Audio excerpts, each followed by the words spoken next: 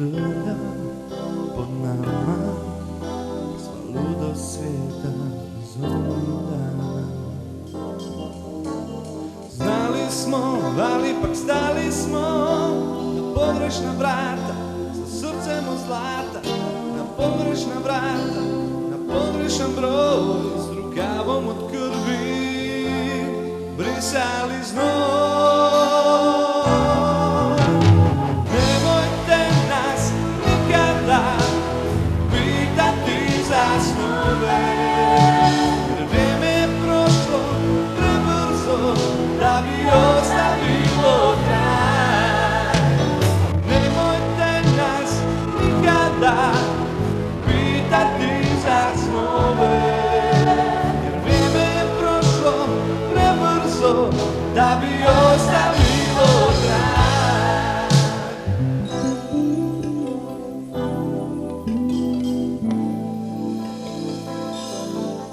Sve je stalo u nama kao zadnje kapi kiše, još se kotrlja pod nama, sva ludost svijeta iz onih dana. Znali smo, ali ipak stali smo na pogrešna vrata, sa srcem od zlata, na pogrešna vrata, na pogrešan broj, s rukavom od krvi brisali znoj. I nemojte nas nikada pitati za snove, jer vrijeme je prošlo prebrzo da bi ostavilo trag. I nemojte nas nikada pitati za snove, jer vrijeme je prošlo prebrzo da bi ostavilo trag.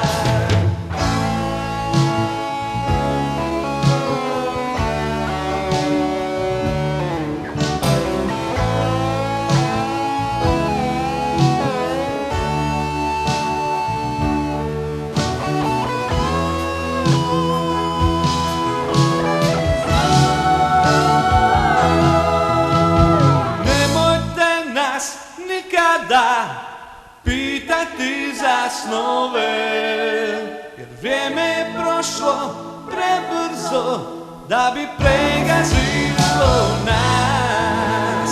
Nemojte nas nikada pitati za snove, jer vrijeme je prošlo prebrzo da bi ostavilo trag.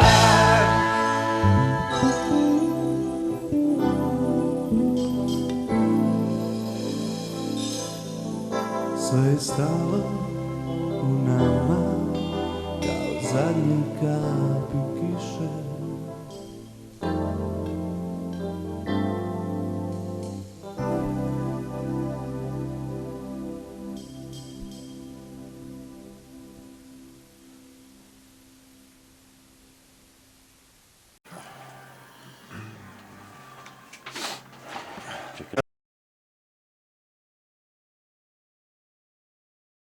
Evo ga, snima. Ne, super je, super, samo ti puši. Dok nisam zapalio To je cigaretu. sad na Netflixu in, svi puše Nego, i svi imaju ploče. pošto smo mi morali zamijeniti disk Da. i to, ne znamo točno gdje smo stali, ali je bilo ime Mandril Ime se Mandril, dopalo da. i postojanje benda. Tako je. E, sad možeš odavdje. Znači, postoji još jedan Mandril LL u Americi, neki funky band, koji je nekako doznao da postoji i u Rijeci jedan Mandril. Aha, znači oni su saznali za vas, a ne vi Oni za su njih. saznali za nas, iako mi, pa možda smo čak i znali, ali nismo išli za tim jer su se oni raspali davno ili ne funkcioniraju, uopće ne Ali interesiraju. čekaj, je to poznat bio band? Ne. Jer... Nije toliko poznat, ali imaju, Mislim, baš zbog imena se- ne, nije bio toliko poznat, ali vjerojatno imaju zaštićeno svoje ime, što je normalno i kad imaš zaštićeno ime, bez obzira koliko si poznat ili nepoznat, to ime ne smije nitko koristiti. Znači ja se ne smijem zvat moj band Rolling Stones nikako, kužiš. Niti ne znam Možda i šta. mogu Rolling Stones, ali bez ono da... Da, ne, mislim da su sve opcije tu sačuvane. Da. Uglavnom, oni su saznali, ja sam tad već, više nisam bio u bendu. Kontaktirali su Robija, odnosno band su kontaktirali, Rob je tamo glavni za te stvari bio i onda im je on pitao, pa može da se zovemo Mandril, samo sa jednim L. Ja. Onda su odgovorili, ne, ipak ne, to je previše slično, previše je to sve, mi imamo zaštićeno to ime, sve na lijepo su, nisu oni ništa, nikakvim ružnim, ništa na nož, ali su rekli da jednostavno to ime je zaštićeno, da band mora promijeniti to ime, kako god, da to moraju napraviti, inače će morat pravna služba svoje odraditi, naravno ne želiš plaćati $1.000.000 kazne radi toga imena. I onda su se dečki sjetili da taj mandril budu mandrili i onako su svi zvali mandrili, da. Što je najnormalnije, najlogičnije i ništa se nije dogodilo loše da netko više ne zna da je to taj band. Tako da eto, jedan detalj koji bi ljudi morali paziti isto i kako se zovu i kako se zove band i to sve. Da, jer ja sam dosta puta znao primijetiti da ima puno bendova sa istim imenom. A čak su neki čak i poznati, drugi nepoznati, ali egzistiraju u isto vrijeme. Da, ne znam, mislim ono što sam ja uspio shvatiti kroz ove godine da tko god zaštiti svoje ime, da jednostavno nitko drugi ne smije nazvat band tim imenom. Jedino ako se dogovore, recimo imaš primjer kod Wishboneša, njihov originalni basista ide na turneju, Ted Turner se zove, ide na turneju pod nazivom Ted Turner's Wishbone Ash. I sad budući da su oni vjerojatno ostali u dobrim odnosima i friendovi i to sve, vjerojatno su to dozvolili, inače nekom drugom ne bi dozvolili. Da, ne može Jimmy Grgić, Wishbone Ash, sigurno to ne bi dozvolili. Tako da moraš jako paziti ono... Možda bi im bilo egzotično. Da, možda. Uglavnom, što se tiče mandrila, znači ja sam 2003. otišao iz benda, oni su uzeli jednog mladog talentiranog momka, Tomislava, koji je odlično odradio cijelu priču, s njim su objavili znači ta 3-4 albuma kasnije. Dale je jedno vrijeme isto otišao iz benda, pa je došao naravno Alen Tibljaš, ko bi drugi. Zadnja 2 albuma mislim da su sa Tibljašem, nisam točno siguran da sad ne kažem nešto. Ne znam za albume, ali znam da je većinu igre. Znam da je na omotu jednog albuma je. Jer ja sam to tek skužio prije skoro 4 godine kad sam radio na Riroku, kad su svirali da je i on. Na tom Riroku mislim da su bila 4 benda i u svakom je svirao. Mislim bilo je više bendova, ne? Ali 4 benda u koji su skupa svirali i oni Robi. Bravo, da. Jednu stvar bi volio reći, nešto što vrlo rijetko imam prilike se zahvaliti gospodinu Zdravku Šljivcu. Zdravko Šljivac je čovjek koji je radio u Croatia Records, koji je potpisao za mandrile, dao im najbolje moguće uvjete, dogovorio je, znači to što sam prije govorio, 3 albuma u 5 godina, čovjek koji nas je skužio odmah, čovjek inače glazbenik, dirigent, vodio one zvijezdice, onaj zbor, vrlo inteligentan, vrlo divan čovjek, razumije se u glazbu i skužio da je taj album stvarno nešto dobro. I skužio da band, on nas je jedini od svih i svih diskografskih kućama koji smo mi nudili taj materijal, došao na koncert. Aha, da vas pogleda. Došao je na koncert da vas pogleda. Kako bi trebalo biti, ali jedini od svih. I potpisuje sa nama, mislim čovjek je fantastičan kao čovjek, kao glazbenik isto. I nemam prilike se zahvaljivati toliko njemu. Evo, znam da ovo neće ni gledat, ali znajte ljudi, Zdravko Šljivac je svaka čast fenomenalan tip. Jedna anegdota samo sa mandrilima, sad sam se sjetio, ko nam je došao na jedan koncert, znači to je bilo negdje 2001. ne znam točno, možda i druge, svirali smo sa TBF-om, još je svirao sa njima Luki. Bili smo predgrupa TBF-u u jednom klubu, da li je to bio ne mogu se sjetiti, Skuc Lapidari, nešto, da li to uopće je postojalo tad, ne znam, uglavnom bili smo predgrupa TBF-u. I tad je Luki svirao njima one samplove na ovim klavijaturama i to je meni bilo nešto fenomenalno kako čovjek to odlično glazbeno uspije sve one igračke, ajmo reći, ufurati, uskladiti fenomenalno, ali nije to ono što sam htio reći. Htio sam reći da nakon koncerta toga nam je došao jedan lik ovako u mantilu, dugačkom kaputu, čelav, niži, i rekao nam je, dečki, vi ste super, vi ste odličan, vi ste svjetski band, vi ste fenomenalni, svaka vam čast, i otišao ča. Taj tip je bio Mile Kekin.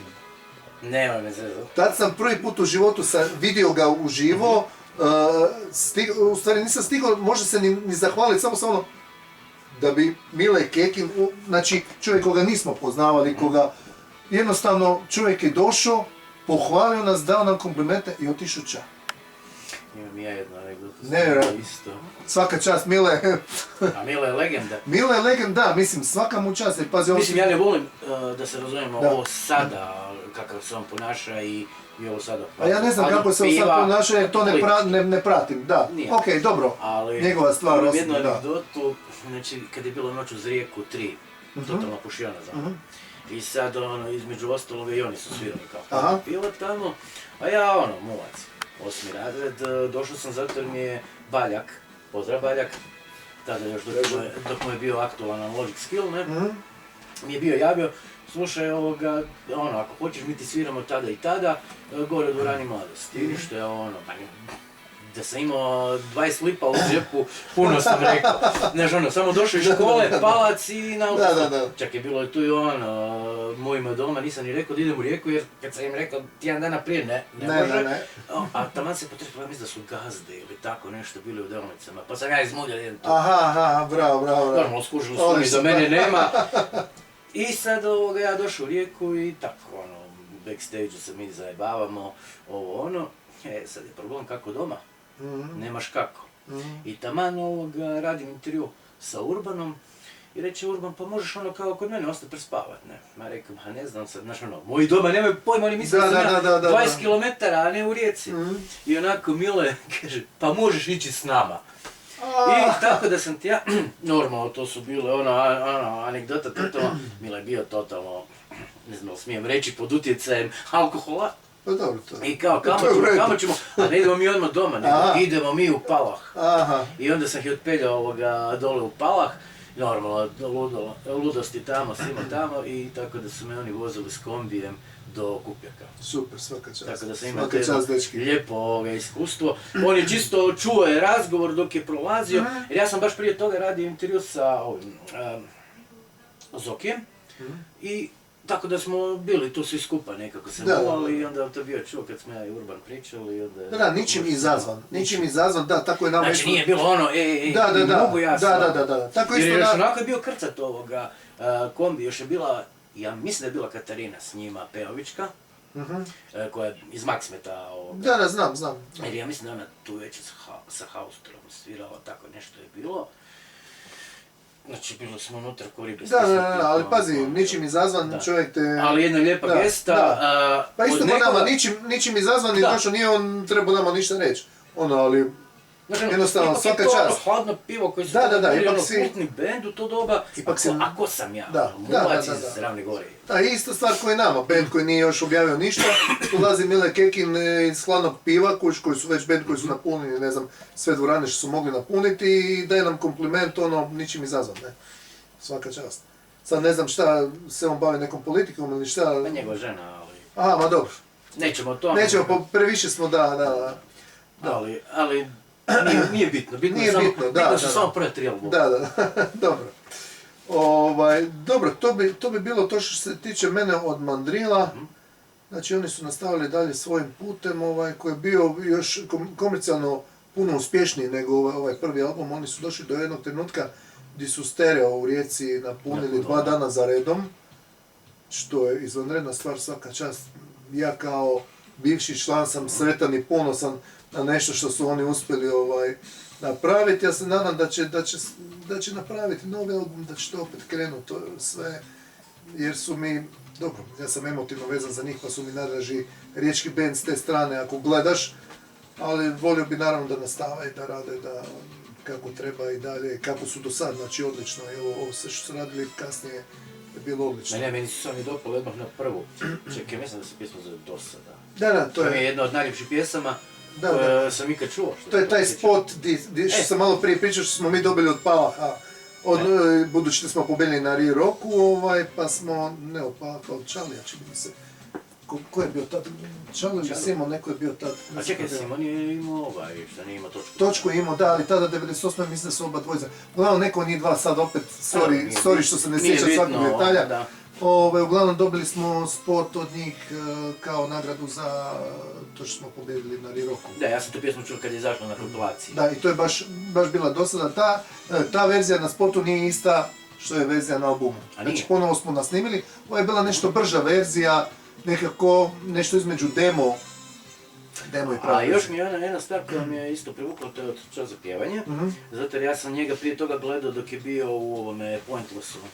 Znači totalno drugačiji smjer, totalno drugačiji vokali, tako da mi je, baš mi je nekako to leglo, ko budali šamer. Odlično, hvala.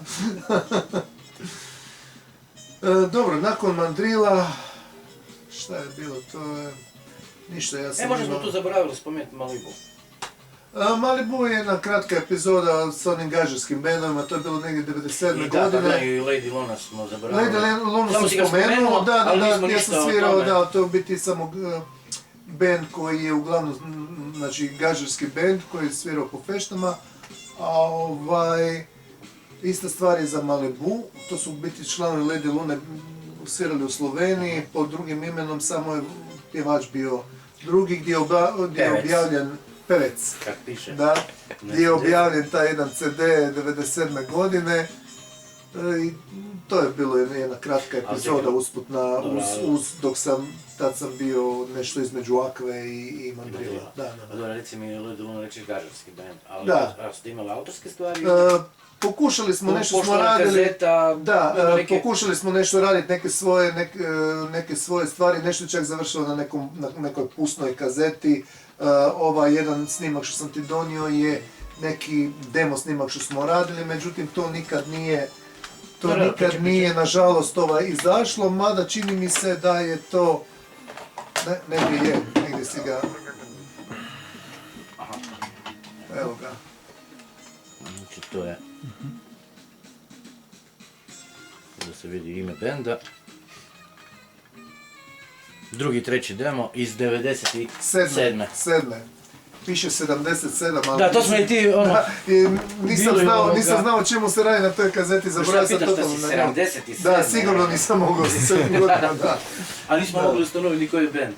Da, jedva sam skužio otprilike, jer imam tih snimaka brdo, više ne znam što je što, ako ne piše, onda je čudo, moraš preslušavati, a kazete preslušavati. Imam isti ovakav dek doma. Što da? Da, ovaj Technicsov, da. Imao sam cijelu onu komponentu, mislim imam još, danas imam, ali kazete ono djetko. Čekaj sad ovoga, kolega što nas kad smo morali prekinuti zbog telefona, što me zvao, njega sam ga nabavio, ali sad je jači model nabavio pa ćemo zamijeti. Bravo. Jer dole mi još da Ive jedan, ali njega se sad iskopću, moram malo servisirati. Ali solidan je ovako i za prebacivanje s kazete na kompjuter. Je. Mislim, ovaj Technics. Da. Dok je Iva, on je baš ono profesionalni. Da, bolji. Da, to je bio tada 98. vrh model iz Njemačke. Nabavka i moram priznati da je on već u to doba imao recimo hoćeš snimat nešto, znači na oba dvije ove strane se snima. Znači nije samo jedna glava za snimati svojje. I ne znam, kako se prije s radija snimalo, znači staviš jedna emisija traje par sati, ti staviš 2 kazete, memoriraš to sve i on snima prvo jednu glavu s jedne strane, pa s druge strane, pa onda drugu s jedne strane, s druge strane, da ti ne moraš apsolutno ništa, ni okretati. Da, ako su 90 minuta, to je znači 3 sat i pol, 3 sata, bez da. problema snimati. Da. Ali malo je skup servis za njega. A da, kvaliteta se... Da, treba bi te gumice i to promijeniti. Kvaliteta se plaća. Pa mi onda ovo čisto Pa dobro, super ovako, je to. da. Super je, da. Evo sad smo malo skrenuli. Neka smo, da. Ovim stvarima. Neka smo. Da još neko me ne bi došao pljačkati.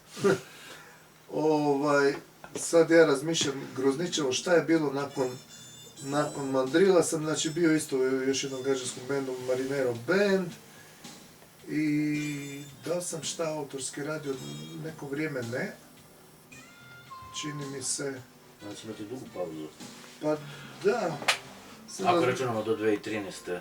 Da, do 2013. kad sam prešao u Gustafe, da. Da, mislim da nije bilo tu puno osim tih gaža stvari, mislim da nije bilo tih autorski više. Malo sam se umorio, znaš, nakon nekog vremena jednostavno ti uložiš sebe, uložiš vrijeme, uložiš novac u autorski band, uložiš energiju, živce, volju, sve i onda nakon toliko godina, čak i desetljeća, jednostavno se ne pomakneš pretjerano sa nekog mjesta, onda ti jednostavno to i dosadi i dosta ti... A izgubiš volju, razočaraš se. Da, na neki način i onda u biti šta se dogodi, radije ću ostati doma, nego ići sad 10-15 km dalje na probu i svaki dan to raditi, a ništa od toga. To je isto bio jedan od razloga zbog čega sam otišao iz Mandrila, jer u biti smo imali gotovo svakodnevne probe, a bilo je 3 svirke godišnje. Jednostavno ne ide. Previše uložiš svega, da, jednostavno moraš glavom kroz zid, ići glavom kroz zid, a nikakve podrške nemaš. A i već kad smo kod toga, recite da li ti to stvaralo kakav stres, znači taj ugovor kad je bio, znači... Ne. 3 albuma u 5 godina. Ne, ma kakvi. Ne, ma ni najmanje, ne. Stres kao stres, pa to nije. Znači, ne možeš čovjek, autor, baš po diktatu nekako nešto radi. Ali tako to je normalno, tako rade svi bendovi. Znači, svi bendovi tako rade. Tvoje samo da... Nisam to još nikoga pitao sada, pa zato pitam. Samo što u cijeloj toj priči ti bendovi samo rade to. Znači, samo pišu pjesme, stvaraju pjesme, snimaju ih, sviraju ih na koncertima. Dok mi ovdje radiš sve. Moraš imati i svoj posao, sve radiš milijun stvari, još radiš i za band, si sam sebi menadžer ili nisi, kakav jesi, kakav nisi. Tako da raspadneš se na 100 dijelova, u biti ono što je najbitnije, koncert i pjesma, ti na kraju bude zadnja priča, što bi trebalo biti prva i jedina, ako se baviš kao glazbenik. Ako živiš od toga i ako jednostavno radiš to ti mora biti jedino i pravo. Da, ako neće da ti bude samo hobi. Da. Tako da, eto, nakon tih glavom kroz zid dugogodišnjih jednostavno moraš, kako sam ja bio i najstariji u Mandrilima isto, pa me to i prvo uplatilo, znaš. Dala isto nakon nekog vremena odustao, upravo radi sličnih razloga, jer, eto, dosta ti je glavom kroz zid udaranja. Hvala Bogu, dečki to nisu odustali, nastavili su dalje i napravili su i dobre albume i dobre koncerte, imali su relativno neku popularnost i sve, pa dobro je da nisu stali svi. Na moju sreću i na moj ponos, iako nisam član benda već 20 godina, ali sam sretan na svaki njihov uspjeh. Ali ko da jesi? Da, mislim, emocionalno jesam vezan i friendovi smo i dalje, i friendovi smo, govorim, Robi mi je kum i to sve, tako da tu nema nikakve zle krvi, tu nije bilo ništa, jednostavno staneš, ne možeš više, drugi nastave i to je to. Znači, Gustav, ajmo sad na Gustav, znači došao sam 2013. Reci kako je to bilo, kako je došao Edi do tebe, ti do Edija. Pa, vrlo neobično i smiješno.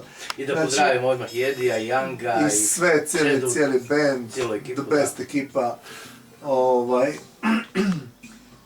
Priča teče ovako, tadašnji klavijaturista Peco je držao satove u Klani, satove klavira i harmonike u Klani u multimedijalnom centru. Tamo sam ja isto držao satove gitare djeci, a tamo je radila moja supruga. I svako malo bi ona razgovarala sa Pecom i daj Peco, znala da je on u Gustafima i to sve, daj, kad ćeš mi muža uvaliti u Gustafe, kad ćeš mi muža... A znači to je išlo na njezinu inicijativu? Ona je kriva. Znači šta je bilo, govori, kad ćeš, daj, kad trebaju li Gustafi gitaristu, ma ne treba, ne, šta. Vlado, Edith brat, je odustao jedno par godina prije i onda su oni našli stalnog gitaristu, odličnog jednog dečka iz Orvinja, Dino Kalčić, fenomenalan gitarista, fenomenalan dečko, svirao je tamo sa njima, je bio ono pouzdan i siguran i sve, tako da jednostavno nije bilo šanse da ja opadnem unutra. Međutim, odjednom preko noći se nešto dogodilo, nešto se promijenilo, da je Dino odustao od svirke u Gustafa, a to je bilo taman ono doba kad je moja supruga napinjala Pecota, daj, ubaci ga. I što se dogodilo? To je bilo onako, doslovno preko noći. I Gustavi su svirali na Kastvu, a ja sam bio na koncertu ove djece koja su učila tada u multimedijalnom, znači svake godine imaš u 6. mjesecu i za Božić, imaš što su naučili te godine, oni imaju svoj koncert. I tamo sam bio ja, gledajući taj koncert, ostavio sam mobitel u autu. I završi koncert, taj njihov, dolazim i vidim jedno 10-ak propuštenih poziva od Pecota. Šta je sad bilo? Zovem ja, Pecot, šta je bilo, šta se dogodilo? Dođi hitno na Kastav, sviramo tu, dođi razgovarati s Edijem da sviraš u Gustafima. Gledam da me zeza ili šta, ali vidim 10 poziva, pa ne bi bez veze 10 puta, znaš, znala. Reći na 1. april nije. Da, april nije bio negdje 6. mjesec. I dobro, direktno tamo, ja sa ženom sviram u auto, idemo, svirali su tamo u centru Kastva.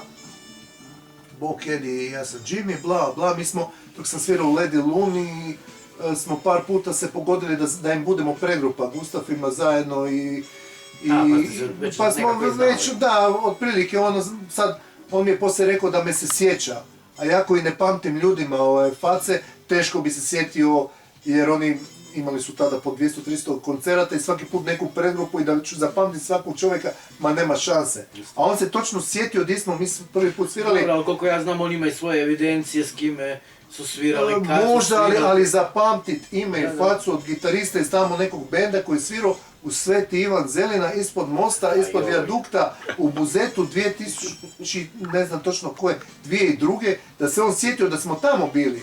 On može meni reći, možeš mi reći da sjećam se, da, ali on je točno rekao gdje. I to je istina, jer fakat ja sam njega zapamtio normalno jer je to on, da, sad on ne mora zapamtiti tolike ljude, fakat se sjetio.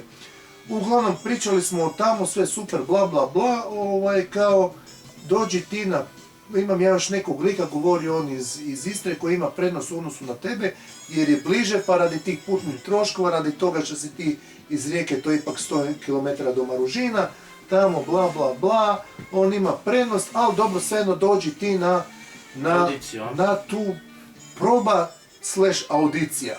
Ja nisam znao da li je proba ili audicija. I dobro, i da meni Peco njihov repertoar od 2,5 sata, proba je za tjedan dana, ili nešto manje. Znači, bilo je 35 pjesama, ok, ja sam znao neki 5 pjesama koji sam svirao već po ovim gažo bendovima, ali ove druge trebalo je naučiti skinut sve gitarske dijelove, neke je čak i promijenjen tonalitet bio, pa sam onda morao sve skinuti i onda još promijeniti tonalitet. I uglavnom 30 i nešto pjesama i dolazim ja na probu. Maružine nakon par dana, nije bilo čak ni tjedan dana. Dolazim na probu i sad proba, prvo kasni jedan, pa onda Edi nešto namještava, nešto tamo škripi. Pa možda oko vrta. Nije bio vrta. Ne, nešto oko miksera, pa škripi, pa vamo, pa tamo, pa ja čekam kad će proći. U životu nisam bio nervozan. Na gitari, tad sam bio nervozan. Treba odsvirati, treba se svega sjetiti, treba se sjetiti kako ide koja pjesma, tonalitet, odakle, koji tonovi, sve što treba odsvirati, 30 i nešto pjesama i umjesto da krenemo samo onako na brijan, namještava ovo, pa mikrofon, pa je nešto palo, pa da je ovo, pa kako ima 20 pasa doma, pa ih potjera van ili ih pusti unutra, nikako krenut. Nervoza, nije trema, ali, znaš hoćeš, da ćeš se ja sjetiti uopće, znaš, svega toga. I dobro. Da ne zablokiraš. Da, možeš zablokirat, koji pa ono, pričaš pa zablokiraš, ne možeš se sjetiti nečega, kamoli pjesmu koju si toliko pjesama u tako kratkom vremenu skinuo, ne. I sad odsviramo mi kompletan koncert, kompletnu tu probu, sve te pjesme. Ok, meni niko ništa ne govori da li je to dobro, da li to nije dobro, ja sam to odsvirao kako treba, ne. Ok, nešto sam morao misliti, gledat tonalitete da me podsjeti, ali nisam sve to odsvirano kako treba. I za 3 dana kao dođi na još jednu probu, da to kao utvrdimo, da to cijeli... Da vidimo da li je to. Ne, čak ne ni to, nego da kao uvježbamo se svi, znaš. Ne samo ja, nego kao svi sa novim gitaristom. Znači već te... Dobro, i okej. Ali niko ništa ne govori, da sam ja primljen, da li je to dobro, da li to nije dobro, da li to paše, znaš, neko može odlično svirati, ali ne znači da to paše uz taj band. Da, nije kompatibilno. Da, upravo to. Dobro, dođem na drugu svirku, sve isto, sve odsvirano, još bolje nego prvi puta, sve točno, sve okej, sve super, već sam zapamtio tonalitete nakon 3-4 dana. I to sve, niko ništa ne govori. Lagana vatrica. Sad ja ne znam da li sam ja u bendu, da li ja nisam u bendu, da li sam ja primljen, da li nisam primljen, da li je to dobro njemu, da li to nije dobro njemu. I sad on nešto priča, čuj, mi ti imamo sad taj Dino, gitarista, će ostati još te 2 svirke do kraja 6. mjeseca i onda bi trebao preuzeti to novi gitarista. A te 2 svirke, i on pa dobro ali šta, da li ja mogu doći? Da, uzet ćemo mi pojačalo još jedno za tebe, nema problema.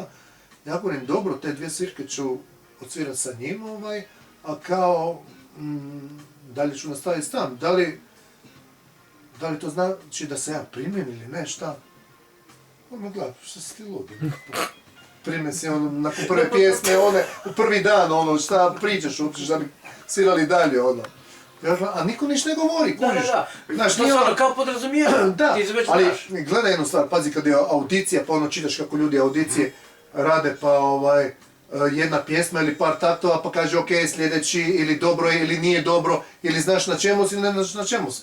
Ja 2 probe nisam znao na čemu sam, da li to kompatibilno, što ti kažeš baš prava riječ, kompatibilno ili ne. I evo, danas sam već 9,5, skoro 10 godina sam Svaka ti čast. i sve hvala. I sve u bendu funkcionira, štima, sve super, ekipa je odlična, ovi svirači su sve manje više super i kao svirači i kao ljudi, tako da se... Da, to je jako bitno, znaš šta, u bendovima di ti putuješ toliko daleko, di si ti toliko često sa bendom. A vi ste stalno. A mi smo, nekad, evo, ovo ljeto, znači, znali smo po 14 sati putovat. Bitno je da su ljudi jedan s drugim ok, da su kompatibilni, opet to, čak je bolje da je neko... Vi ste bili posle Slovenije. Kako? U Ravnoj Gori kad ste bili, vi ste došli... Da, dan prije smo bili u Mariboru, onda smo bili u Ravnoj Gori tu kod tebe i onda nakon toga smo išli dole negdje prema... Da, u Dalmaciji smo bili, da. Tako da 3 dana doslovno bez spavanja, bez ičega, a u kombiju si, znači moraš sa tim ljudima i slagat i osjećati dobro i da nema nekoga ko nešto njurga, ko radi kiselinu, koji ti radi da ti se okreće želudac kao u firmama, znaš, to je... Da nema stresa, da kompletan taj stres od tog života smanjiš na najmanju moguću mjeru kad su dobri ljudi s tobom, kad su kvalitetni, čak je bolje da su kvalitetni ljudi nego kvalitetni muzičari. Bolje da je malo slabiji glazbenik, a odličan čovjek da s njim dobro osjećaš, nego da je ne znam kakav virtuoz, a ne možeš se gledati sa njim, opet ne, upravo to. Tako da ti je to ta priča. U biti što sam skužio sa Springsteenom davno, znači njegov E Street Band je sa njim od sredine 70-ih. I to su recimo dobar bubnjar, dobar basista, dobar gitarista, svi su oni dobri. Ali Springsteen koji zarađuje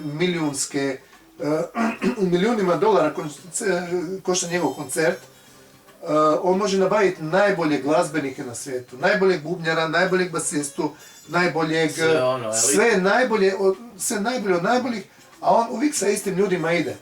Upravo zato jer mu oni pašu kao ljudi. Da, jer jedno kad su profesionalni glazbenici, a drugo kad je to jedna zajednica koja se poštuje. Da, jednostavno, znači, može imati bolje ljude, kvalitetnije muzičare, ali jednostavno s ovima se našao, ne smetaju mu, sve super u tim, ljudi misle to je sve super, sve to lijepo kad ti gledaš na koncertu, ali Da, i ostatak dana treba provesti sa tim ljudima, treba putovati sa tim ljudima, treba letjeti sa tim ljudima, treba sve živo, ako se neko, samo onaj treći, onaj peti u bendu ne slažu, već je tu tenzija, već je tu nešto loše, već ti to smeta, pogotovo ako si ne ispava nakon ovo, ako ono, tako da, hvala Bogu, ovdje sve super i jako sam sretan sa njima.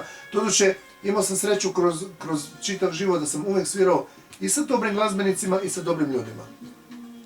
Jer uvijek, vjerojatno ne bih svirao u nekim bendovima gdje ti ljudi ne pašu. Ne znači da su oni loši, ne znači da su oni ne znam kakvi, ali kad si jednostavno... Ako nisi na istoj vibri... Ako nisi na istoj vibri, onda je to vrlo teško i vrlo neugodno i to ne može trajati baš predugo, duže od 2-3 probe, vjerojatno. Tako da sam imao tu sreću, a vjerojatno sam i sam izabirao po tome radije to, nego to, možda je čak i ovo bolja opcija ili financijska ili ne znam šta, ali s ovim ljudima mi je lakše i ljepše, da ću radije sa njima raditi nego sa ovima. Kod doma. Da, i kad ideš na probu i kad putuješ i kad sviraš i kad bilo šta, sve ti je puno lakše i ne osjetiš.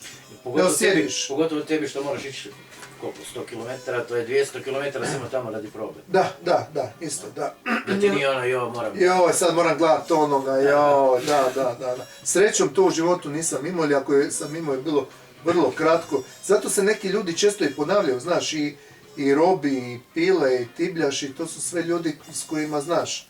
Poznaš ih toliko godina, znaš im sve vrline, znaš im i ono malo mana ako imaju, kužiš tako da znaš reagirati, osjećaš se ok sa njima. Da stvoren je jedan zajednički egregor koji je ono... Tako je, da. Iz kojeg vi svi skupa upijate. Tako je, bravo. I sad za kraj, možemo do kraja. Da, vidiš, koliko nam je još ostalo vremena? Još pola sata. Imamo pola sata, imamo tu priču jednu. Samo da nas malo manje. Neće žena, ne. Ni najmanje. Koliko sam ti oduzela vremena? Ne. Ona me je potjerala i rekla je, nemoj slučajno ovo propustiti. Da ne biš ovo propustio slučajno. Žena je super. Jer je bila fora da ćemo danas doći ovdje obiteljski sve, ali budući da je ružan dan, onda smo odustali, ali je rekla, idi da ne bi slučajno, ja vjerujem, možda će biti tsunami ko ono što je bilo u Rijeci neki dan. Danas su bili čak i najavljivali su nešto danas, da, olojno nevrijeme. Da, ali je rekla, odi, nemoj slučajno odgađa za sutra, preksutra ili ne znam kad. Jer smo isto mogli, tebi je svejedno koji je dan. Ne, više vikendi mi pašu preko tjedna radi posla. Dobro, mislim za sutra, recimo da je danas tsunami, a sutra lijepo vrijeme, onda radi sutra, da. Pa sad ne znam, možda bi morao tražiti ostatke kuće. Dobro, nadam se da nije... Noćno mora da mi... Da, nadam se da nije ovdje bilo ko što je bilo tamo kod mene dole u Rijeci. Padalo, ali da, nije tako štetno. Nego se bojim da ne bi bilo ko u fanzinu Spirit. Ja mislim da je bila broj 2 i sad kako su unutra bilo svakakve gluposti, pričici i to i onda kao nekakva crna kronika, ali sve je bila zajebancija, ne? I kao, ne znam, klinac ide, liže svoj prvo godišnji sladoled, vjetar je zapuhao, odnesu liku krov s kuće i malo me na sladoled kao pao, a lik samo kaže, od uvijek sam htio kuću kabriolet. A meni je to noćna... crni humor. A meni je to najveća noćna mora da mi ne bude stan kabriolet, da ne ode ovo sve. Da, neće. Ne znam kako je krenulo. Zadnjih 2-3 godine. Da, je. Strahovito ovdje kad puše. Klima se mijenja, a? Tu gore je jedan dio gdje je bilo vojno skladište, 2.1. To je prije par godina gradonačelnik se dao obrstiti svu tu šumu i od onda... Da. Naravno, nema više šta da ti štiti. Znam, znaš šta je, isto, kad su rađeni ti novi autoputevi, to sve isto malo bura nađe, odnosno vjetar nađe. To mogu isto reći u Ravnoj Gori, jer kako je moja kuća na kraju te ulice, posle da se ide u šumu, tamo je tifon. Mislim, ona je bila lijepa, predivna šuma, šta je sad tamo? Ništa, autoput, benzinska, motel, pa ne znam što, dobro da još nisam nešto drugo. Da, kužim. Ali opet, to se idemo naprijed, to se moralo napraviti, ali opet druga priča, Znaš, ljudi koji su tamo osjete tu veliku Osjete, promjenu. osjete, da. Znam ja na Pasjaku tamo od kako je napravljena ova zaobilaznica, odnosno autoput od Jušića do gore, do Šapjana, doslovno u stvari do Rupe, do graničnog prelaza. Tad, znači nekad nije bilo ničega tu i zna se točno od kud je vjetar puhao i gdje bi se zaustavio, šta bi štitilo. Da, šta ima Prirodni puno, štit, da. što šuma, što stijene, što kamenje, što bilo šta, ne znam šta već bilo tamo. Međutim, kad se ovo izgradilo, jednostavno vjetar je našao svoj put kamo će ići, znači onuda gdje nikad nije prolazio prije dok se ne napravio taj autoput. Mislim, autoput je nužan i potreban i to sve. Ali ovo je jednostavno nuspojava uz to. Da. Kad smo već kod Spirita, znači ovo sad na kraju ima veze naravno sa Piletom. Opet vraćamo se na njega. I na MC Buffalo koji je, nažalost... A to što smo sačuvali? Za kraj. Da. Dobro. Znači, MC Buffalo je nažalost preminuo prije jedno 10 godina. On je živio u... dosta teško, nije imao... dosta je bio bolestan i živio u dosta lošim uvjetima doma. I mi smo čak godinu dana prije nego što je umro napravili u Palaku jedan koncert za njega humanitarni. To se sjećam tog koncerta. Gdje smo, to sam se evo baš sad sjetio, gdje smo skupljali donacije, odnosno za njega da koliko toliko da pomognemo. 2011. čini mi se, da. Smo skupljali donacije i dobro skupilo se, ne znam sad točna cifra, nije ni bitno. Skupili smo nešto za njega, koliko toliko da pripomognemo. Jer nismo mi više bili u kontaktu, to su već i desetljeća prošlo i sve. Ali nekako se saznalo, mislim rijeka je mala i to sve, i saznalo se da je u lošim uvjetima i naravno Pile, Robi, ekipa uz pomoć Palaha i to sve. Uvijek Pile entuzijast, uvijek je za akciju, uvijek za sve i organizirali smo to, nešto smo uspjeli prikupiti, međutim, nažalost, godinu dana kasnije on je umro. I sad je 10 godina, u 12. mjesecu će biti 10 godina kako je umro. I već jedno godinu dana o tome govorimo, Robi i ja, da bi trebalo napraviti neki tribut za njega. Jedan spomen CD, recimo, njemu, gdje bi odsvirali ponovo neke od tih pjesama koje se nalaze na ovim kazetama što smo već prije govorili na First Cut i na Made in Rijeka i neke koje smo isvirali sa njima nisu ni objavljene nikad. To je još bolje. Da, tako da smo mi, evo, negdje na proljeće, smo imali jednu probu, znači Pile, Neven, ona je 14-godišnja koji sad ima 44, Rombi, naravno, bubnjar je Alen Timnjaš i ako će drugi, da. I ja, na jednoj probi smo obradili 3 pjesme koje smo sutra dan išli snimiti u studio GIS kod Mateja Zeca, kojeg isto pozdravljam, čovjek je fenomenalan lik. Vidimo se sljedeći mjesec. Fenomenalan lik, fenomenalan gitarista, fenomenalan producent. Kao producent me oduševio jer to nisam znao koliko je fenomenalan tu. Kod njega snimati je tako zadovoljstvo, takav gušt. A vjerujem jer je on sam kao osoba, meni je baš isto ismijen i nesmijan. Sve plus toga što... I drago mi je, pardon što te prekidam, on i recimo i Baljak po meni su najduža postava konstantna u Leto 3, već preko 20 godina. Tako je, a fenomenalni ljudi. Da, obojica. Fenomenalni ljudi obojica, da, zvuk kod njega... dečki koji su. Da, zvuk kod njega u studiju iz prve fenomenalan. Zvuk nevezan, bas, gitara, klavijatura, bubanj, sve fenomenalno. Odmah bez problema, znači nema nekih traženja, sad 6 sati tražimo doboš kako će zvučati, to je odmah namješteno, to se odmah vidi se da čovjek kuži da je... Zna znanje. Da zna znanje i tako je lako raditi s takvim ljudima i mi smo, znači, jedan dan smo te 3 pjesme napravili, drugi dan smo ih snimili kod njega, to je bilo 1.6.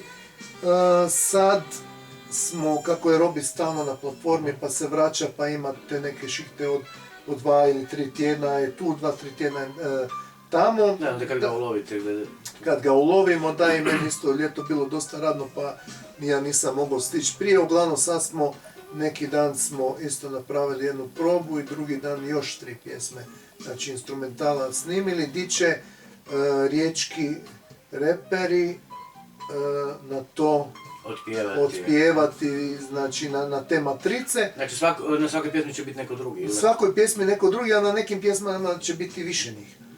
S tim da smo ostavili otvoreno, budući da je to samo 6 pjesama, na CD-u može biti i puno više, ima dosta vremena, da neki naprave svoje verzije pjesama od Buffalo, pa nam samo daju za taj CD, pa će to biti kompletno cijela riječka scena, koja, ta rap scena koja će jednostavno napraviti taj kompletan tribut za njega.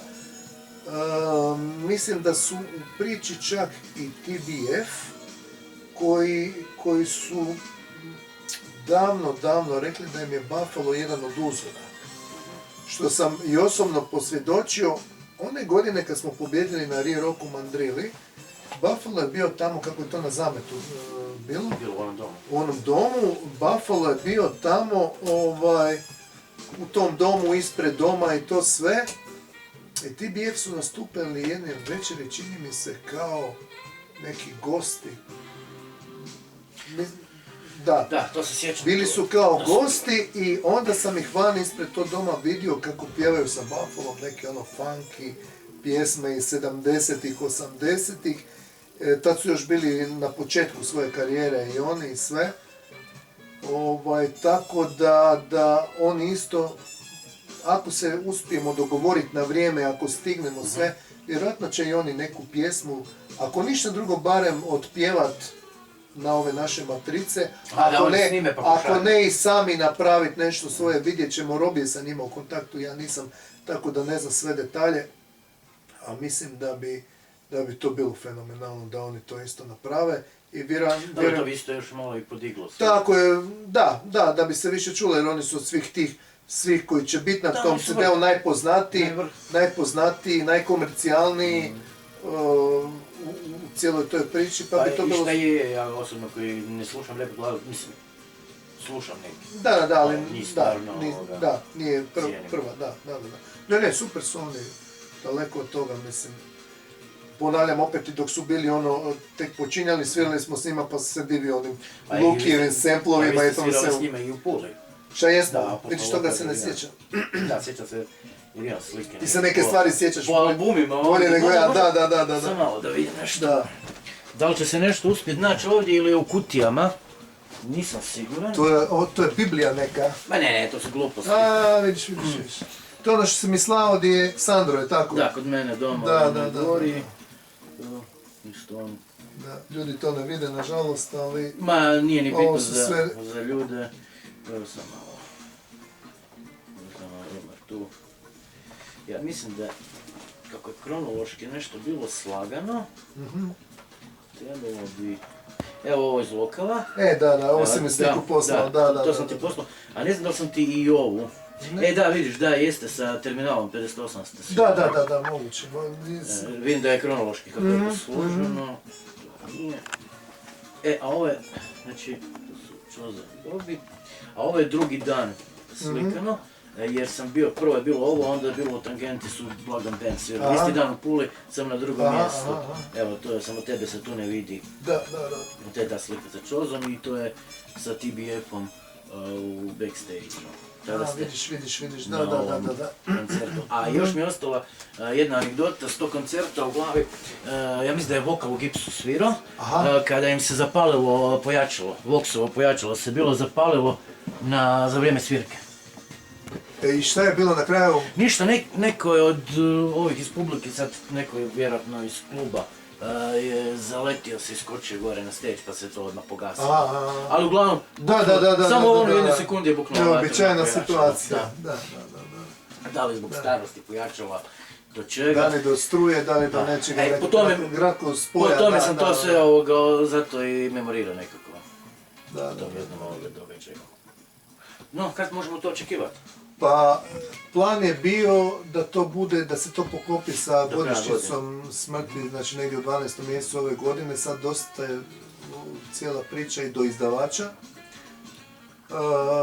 Mislim da će biti Dallas Records, da će to objaviti. Je, to mi, ja mislim da mi je Pilo rekao da To, je Robi da, sređivao. da, to je Dallasom. Robi sređivao, to, da, tako da, evo, ja se nadam da će to biti do kraja godine, ako ne, onda početkom sljedeće, mada bi ovo baš bilo fora, baš da bude na 10. godišnjicu njegovu, da se to poklopi, jednostavno da mu odamo počast. Vidim svako malo Armada mu odaje počast, onda mu je onaj grafit ogroman na zametu, ono nisam znao. Ono što je bilo i u Novom listu. Da, nisam znao, pa slučajno sam prolazio onuda jednom i gledam, skoro sam se zabio s autom kako sam gledao, ma ne mogu vjerovati. I koliko je realistično. Da, i ogroman je, onaj koji to radi u svakamu čast.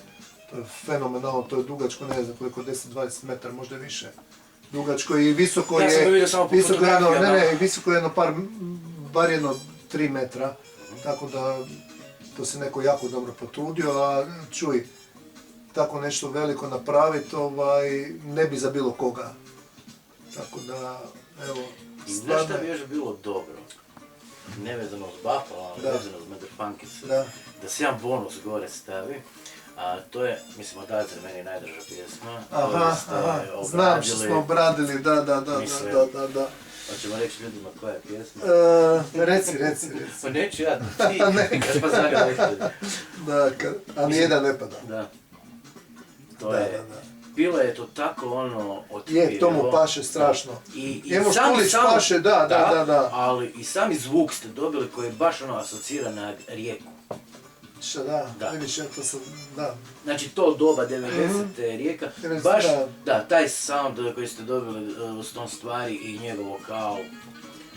Da, njegov vokal je baš... Mislim, nema veze, to je obrad, mislim, meni su drage sve pjesme od Mother Punkersa, ali... Neka znaš pogoditi s nečim da ti legne fantastično, da. Doduše, meni je prvo što mi je bilo kompilacija Welcome to the Chaos. Aha. Gdje su Pranje mozga, Moj put i Nisam ja kriv. Tada si rekao da ti nisi u toj fazi bio. Ja sam te neke pjesme svirao uživo, ali ne znam da sam ja to snimio, mislim da su to snimili bez mene. I to je bio Mačak ili ne znam ko je bio gitarista tada od Mother Punkisa, da sad ne kažem nešto krivo. To ti je bilo... Ali znam da je odlično, Pranje mozga mi je super stvar.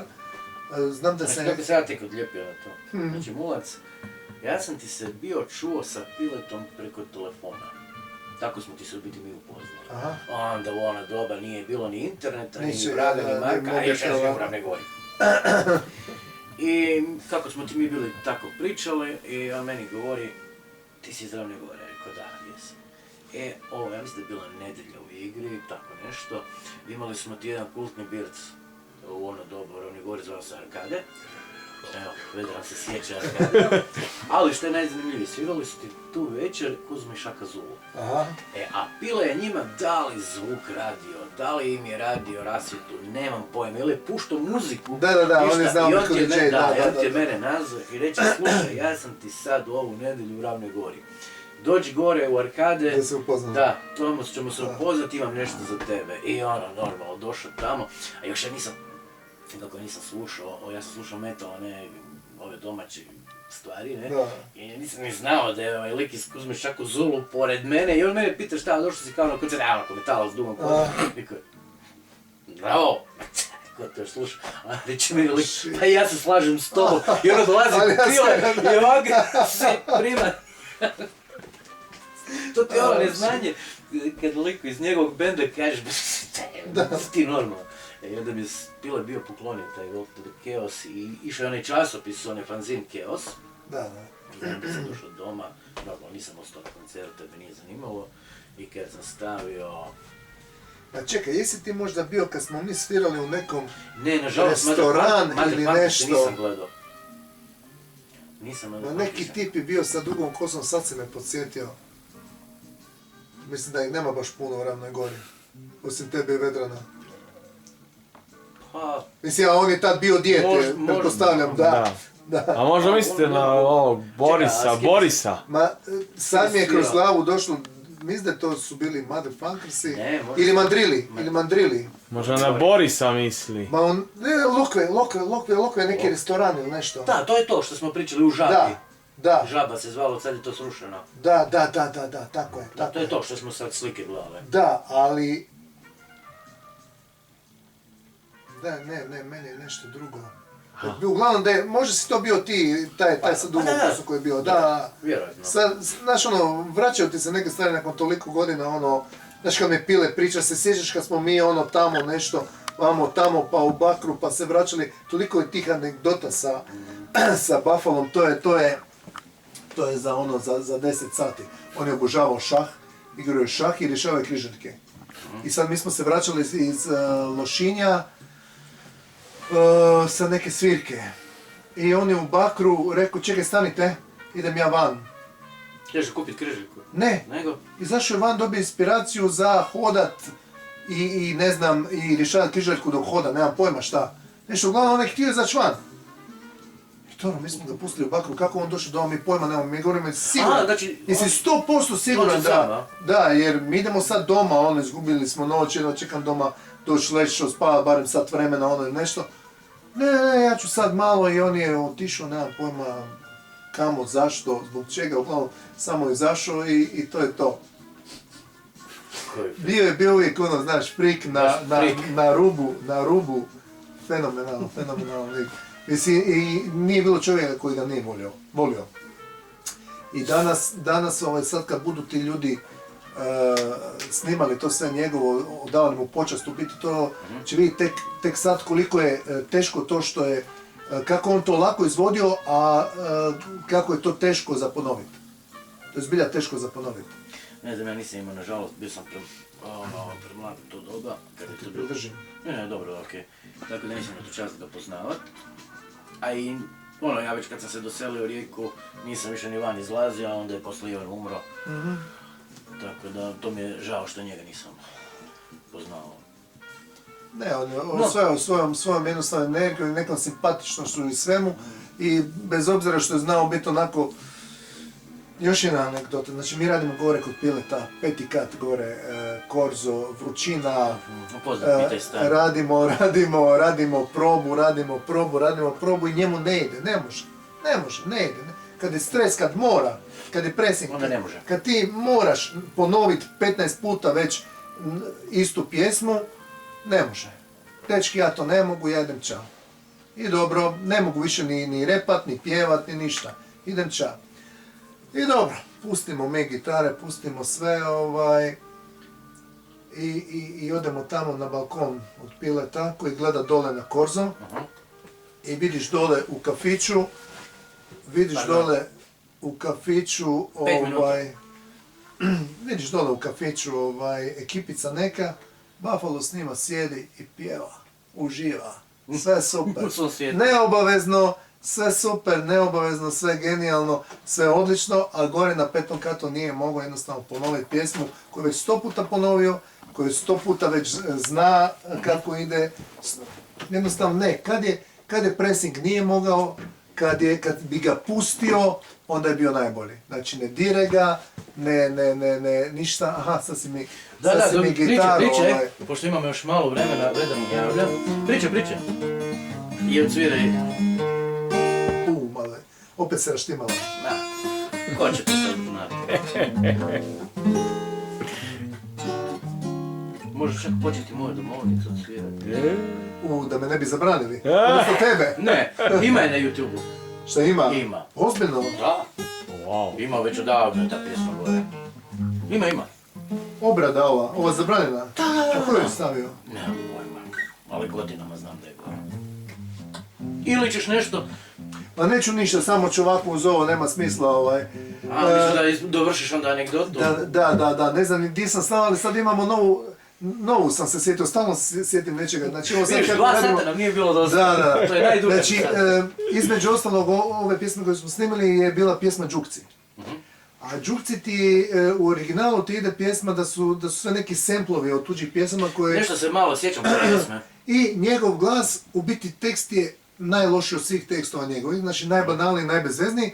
Međutim, kad on to izvodi, to je toliko iskreno, to je toliko super fora da gušta što slušati, iako je bez veze i banalno. I sad mi to obrađujemo, pokušavamo, hoćemo neki funky.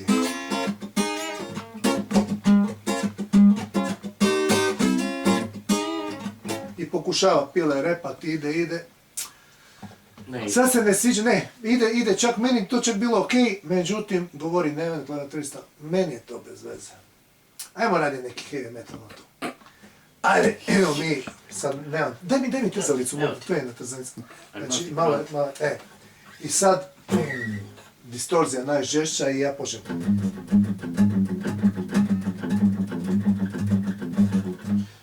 I onaj baš slayer, tipo slayer, i opet, dva su džukca šetali po cesti. Cesti.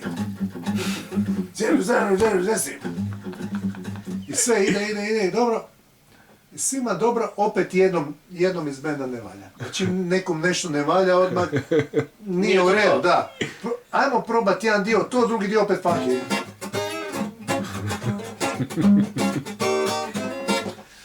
I radimo to i nikako i dobro. Nakon ne znam koliko mjesec dana vrati se Robi, idemo sad sa pravim bubnjem. Tibljaš dolazi na probu i pokušavamo, hoćemo neku... Gotovo. Hoćemo imamo još jednu minutu, tako da... Okej, hoćemo li onaj jedan kao etno?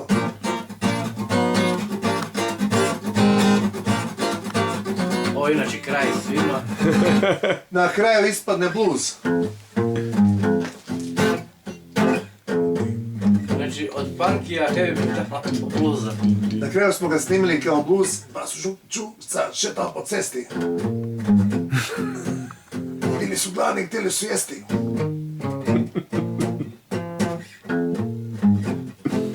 I na kraju ispalo to, da ćemo je uopće uzeti, da će to možda TBF obraditi, da ćemo je dati Ricardo Stareju, možda bi on je baš jedini bluzer koga ja poznam osobno tu, da bi to mogo isfurati, ima taj glas i to sve. Šta će biti na kraju, ne znamo, ko će izvesti tu, ali na kraju su ti džukci završili u bluzu. Od funkija preko heavy metala, čak smo i reggae pokušavali neki. Ali ne ide. Ne ide, na kraju blues, onaj najjednostavniji. I nažalost, je prestalo snimati? Nije još snimati. Hoćemo ovdje ovo. Daj ti odjavi. Šta bi trebao reći? Šta god. Ali imam još malo. Nadam se da vam nije bilo dosadno. I da ćete uživati kao ne znam.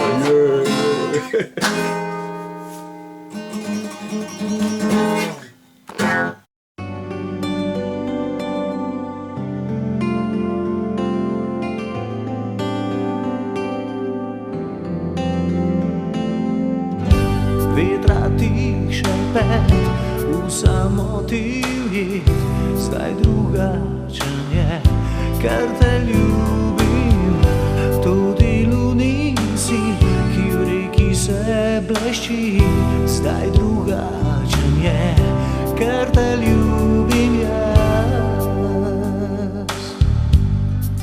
Ko sem s teboj,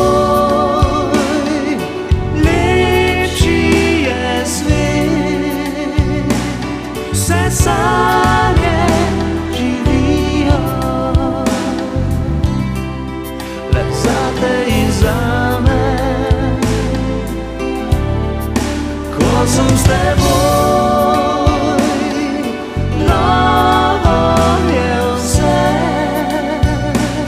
še sonce zdaj sije, le za te i za me.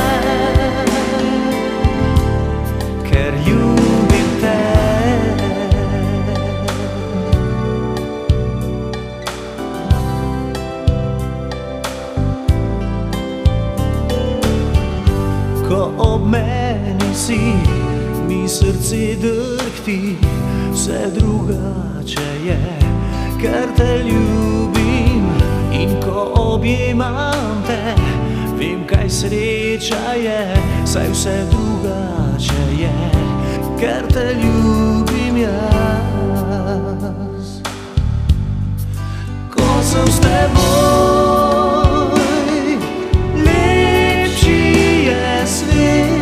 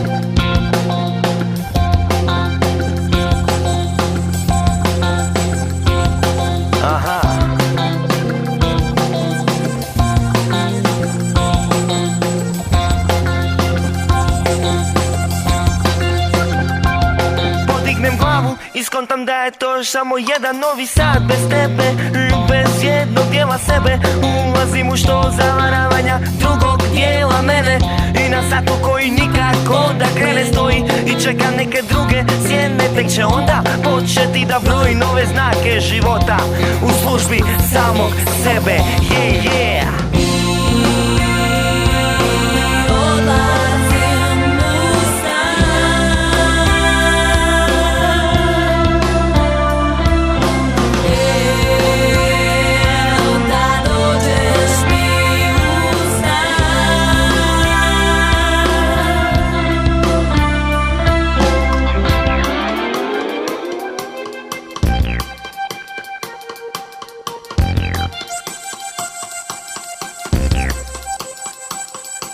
Bez ikakve prijašnje i sakidanjem svih sadašnjih veza sa tobom odgovaram na svaku tvoju riječ i sa već puno ispričanih priča koje se neprestano ponavljaju te se stalno javljaju. Iznova startam sa novim startnim brojem, sa spoznajom da je na tvojem hercu još ostao trag moje sjene.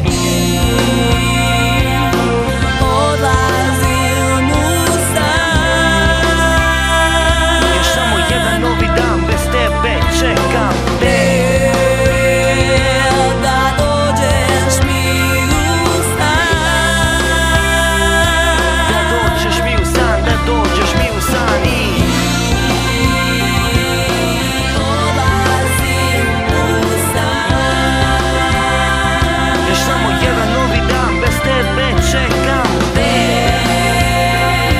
Da dođeš mi u san, da dođeš mi u san, da dođeš mi u san i zato dođi mi u san, da dođi mi u san, dođi mi u san, da dođi mi u san, dođi mi u san, da dođi mi u san, dođi mi u san, da dođi mi u san, dođi mi u san, da dođi mi u san, dođi mi u san, da dođi mi u san, dođi mi u san, da dođi mi u san, dođi mi u san, da dođi mi u san,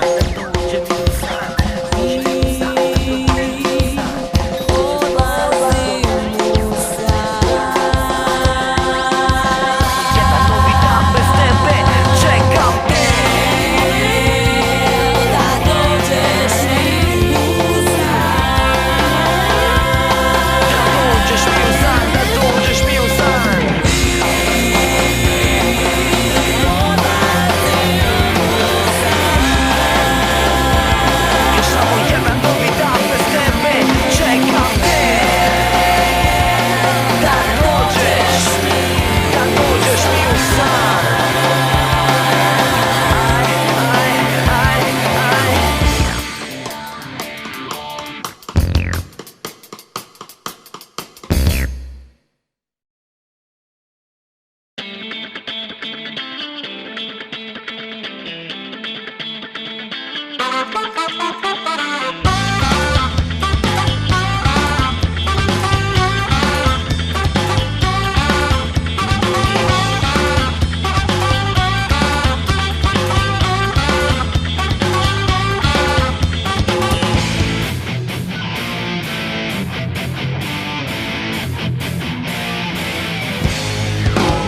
Baš osjećam neki šum u mom mozgu, neki jebeni bum i krug koji stvaram pa zaparam i tekst koji pišem pa zažaram, a oko mene luda graja što se komeša i mi misli mi preša.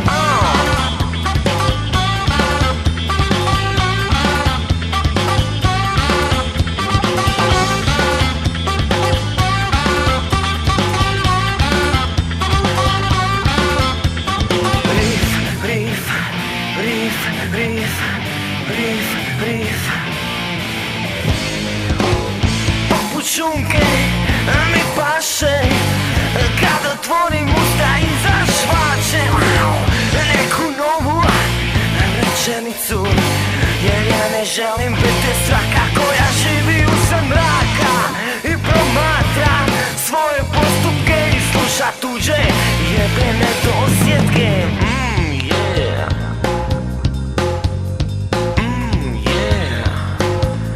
Pusti me sad, udaljen od svih, od tog velikog mora i podivljali gora. Pusti me sad, udaljen od svih, od tog velikog mora i gora.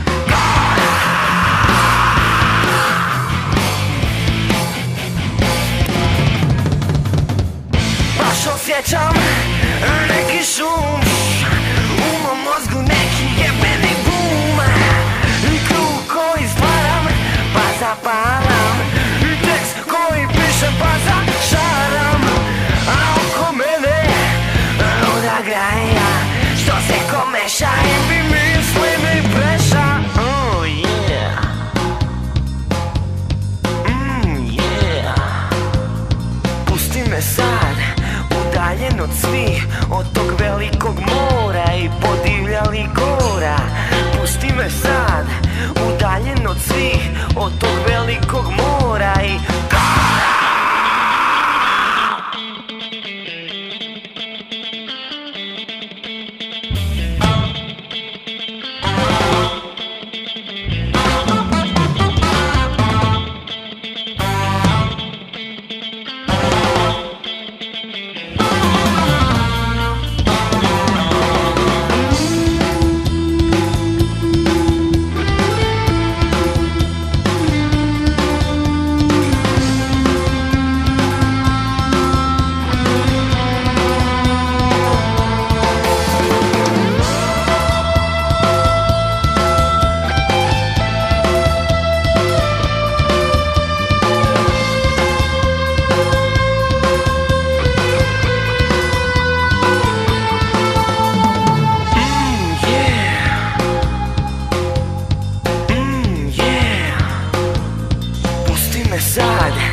Udaljen od svih, od tog velikog mora i podivljali gora. Pusti me sad, udaljen od svih, od tog velikog mora i gora.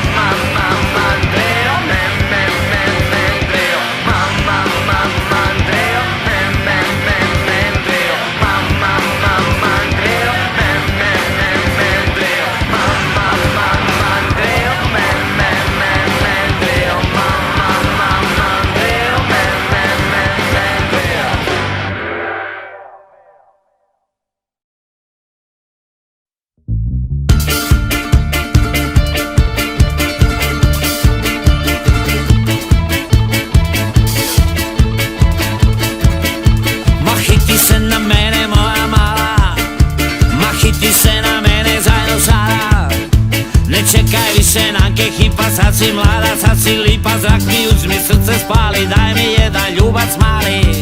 Usne te crlene, da hiti se na mene. Hiti se na mene moja mala, ma hiti se na mene zajedno sada. Ojlarija, ojlaro, šiškajmo se dokle smo. Ojlarija, ojlaro, šiškajmo se dokle smo. Ma hiti se na mene moja mala, ma hiti se na mene zajedno sada. Ne gledaj, ne dvoumi, ne pecaj, samo šibaj, daj mi svoga oka sjaj, onako nećeš tvoj raj. Neka ljubav s tebe krene, da hiti se na mene. Vogaj mala, vogaj, kupit ću ti bicikletu, da naučiš se brzine s prve staviti u petu. Vogaj mala, vogaj, kupit ću ti bicikletu, da se moramo peljati i sviriti na trumbetu.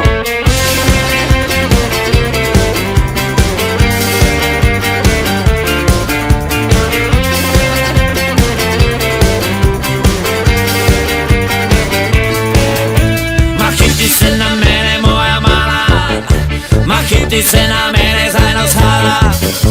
Ne čekaj više nanke hipa, sad si mlada, sad si lipa, zrak mi uzmi, srce spali, daj mi jedan ljubac mali. Usne te crlene, da hiti se na mene. Ma hiti se na mene moja mala, ma hiti se na mene zajedno sada. Ojlarija, ojlaro, šiškajmo se dokle smo. Ojlarija, ojlaro, šiškajmo se dokle smo. Vogaj mala, vogaj, kupit ću ti bicikletu, da naučiš se brzine s prve staviti u petu. Vogaj mala, vogaj, kupit ću ti bicikletu, da se moramo peljati i sviriti na trumbetu.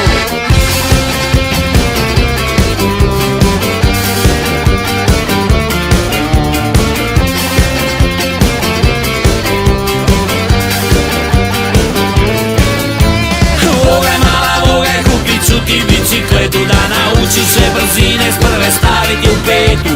Vogaj mala, vogaj, kupit ću ti bicikletu, da se moramo peljati i sviriti na trumbetu. Ma hiti se, ma hiti se, ma hiti se, ma hiti se, ma hiti se, ma hiti se. Ne čekaj više nanke hipa, sad si mlada, sad si lipa, zrak mi uzmi, srce spali, daj mi jedan ljubac mali. Usne te crlene, daj hiti se na mene.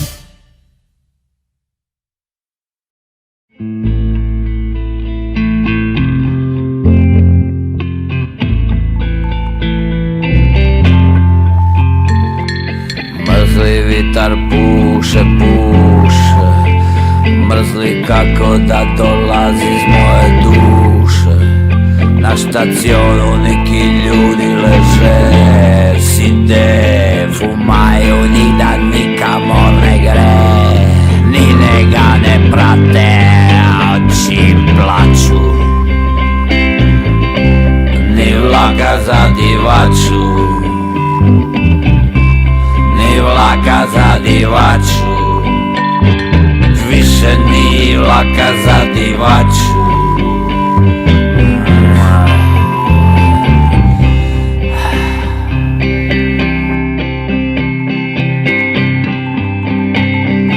Zadnja stanica za čudo od njih, odtud putuje dalje samo grih.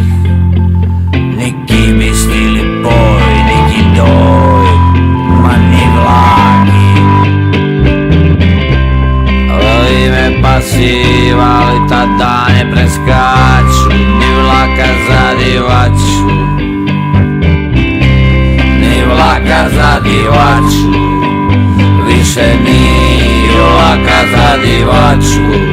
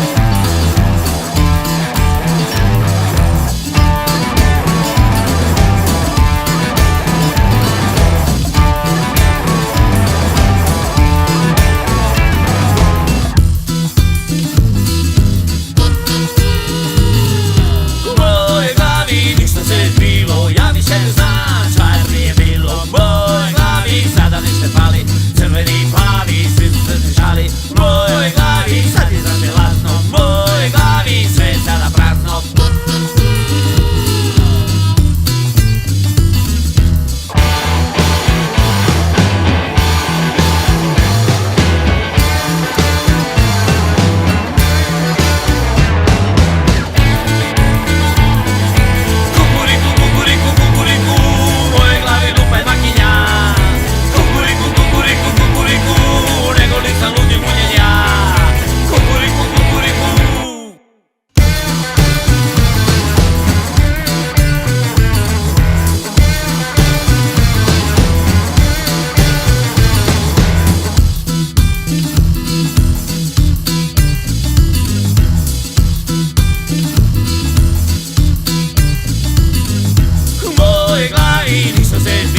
Ja više ne znam